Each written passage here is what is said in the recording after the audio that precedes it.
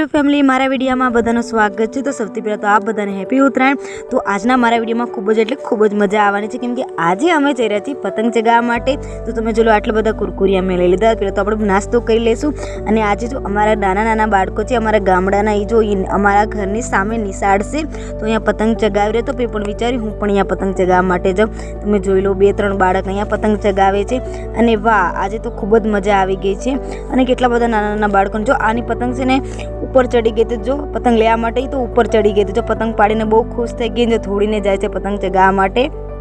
અને જો આ આયુષ તો ક્યારનો રિક્ષા આવી ગયો તો મારી સામું જોવે છે, કેમ કે એની પતંગ કાપી નાખી છે એટલા માટે એ રોતો હતો। અને જો દેવિકાની પતંગ તો હમણાં તૂટી જશે, જોઈ લો તૂટી જ ગઈ।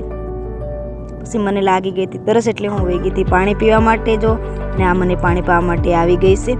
અને જોઈ લો પછી આજો નવઘણને પણ લાગી ગઈ હતી તરસ, તો એને પણ મેં પાણી પાઈ નાખ્યું। જોઈ લો આવું છે અમારો કંઈક ગામડાનો નજારો, ને અમારા ગામડાના નાના બાળકો કેટલા બધા થઈ ગયા છે, ને બધા જોઈશું નિશાળે છે ને બધા પતંગ ચગાવવા માટે આવી ગયા છે। જો આ લાકડી લઈને આવી ગયો છે દેવિકાને મારવા માટે, ને દેવિકા મારી પાછળ છલકાઈ ગઈ છે।